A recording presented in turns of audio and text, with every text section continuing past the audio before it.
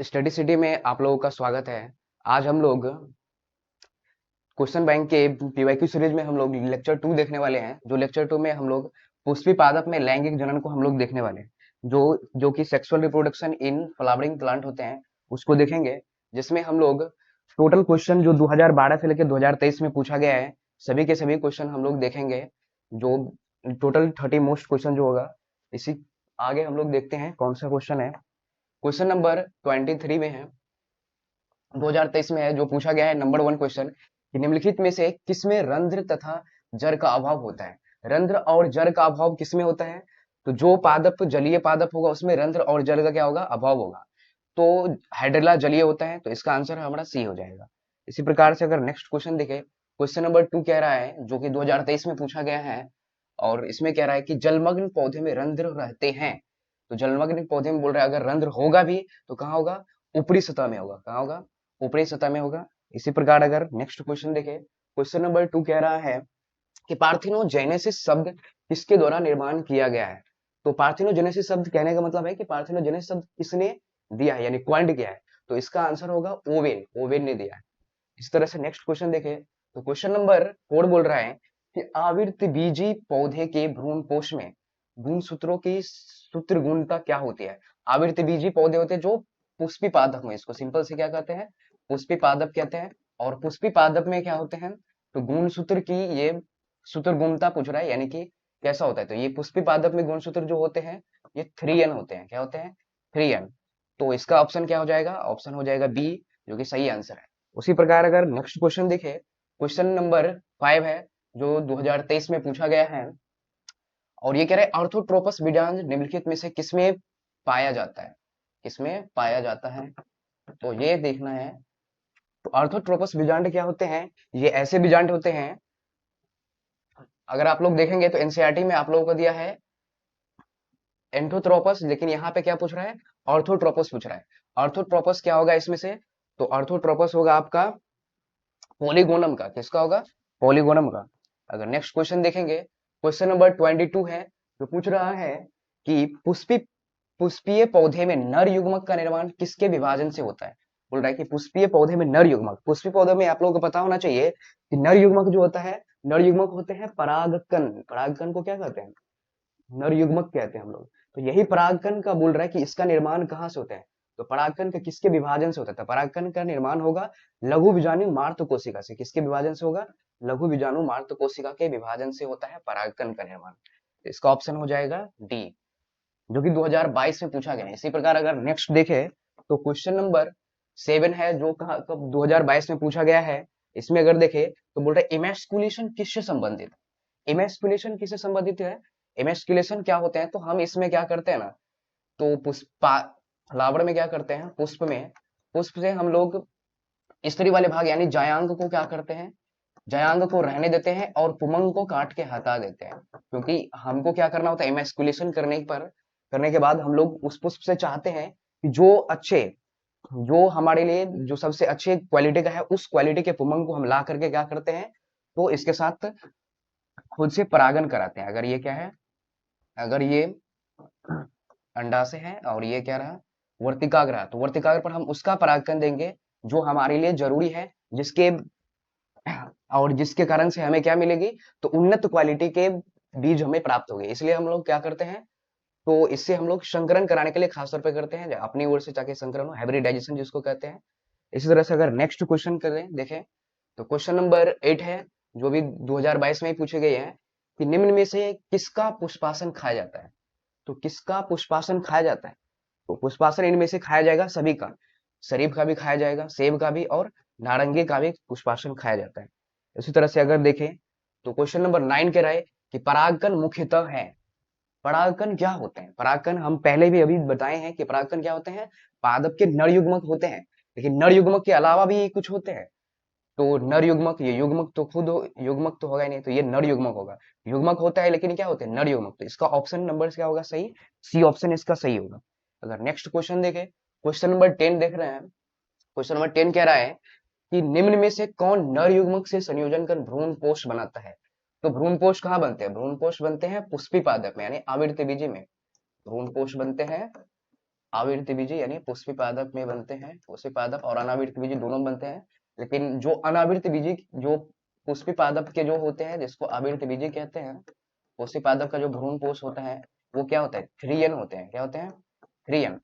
लेकिन यहाँ पे हमको क्या पूछ रहा है कि भ्रूणपोष जो 3n बनता है वो किसके संयोजन से बनता है। आप लोगों को पता होना चाहिए ये क्या होते हैं।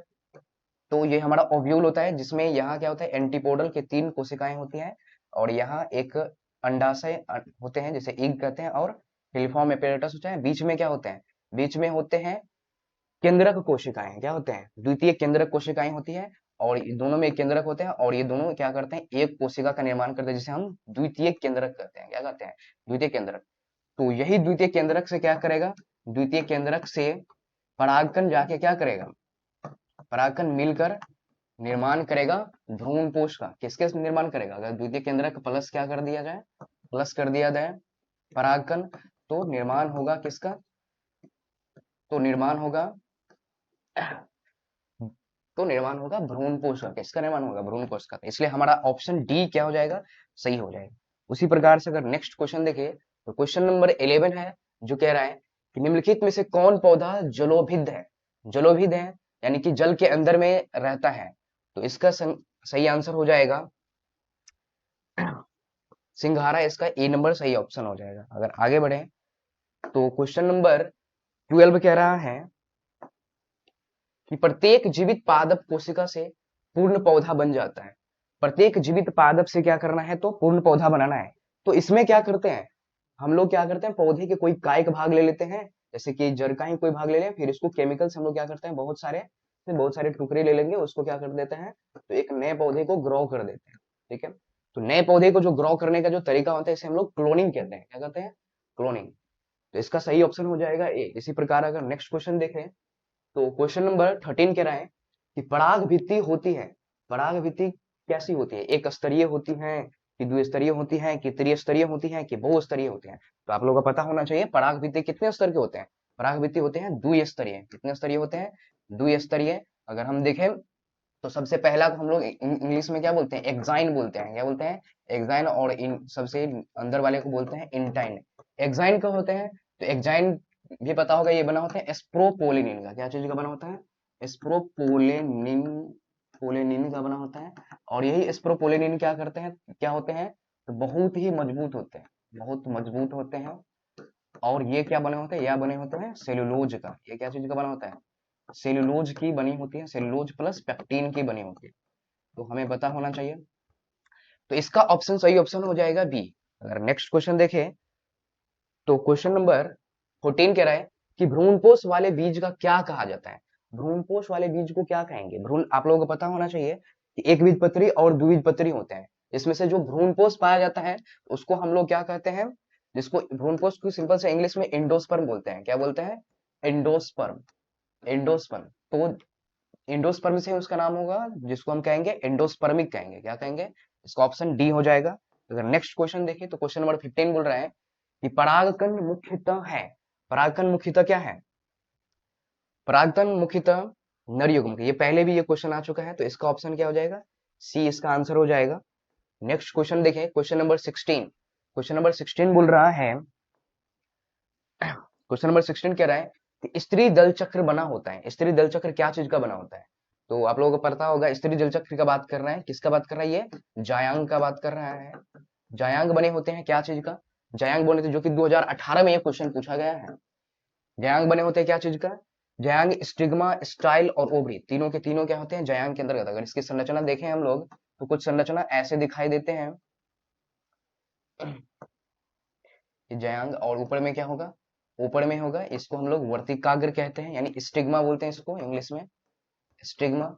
ये पूरे नाम इसमें इंग्लिश में ही है। इसको स्टाइल कहते हैं, इसको स्टाइल कहते हैं और इसको ओवरी कहते हैं। ठीक है, तो ये तीनों के तीनों होते हैं। इसका आंसर क्या हो जाएगा, सही आंसर डी हो जाएगा, तीनों के तीनों।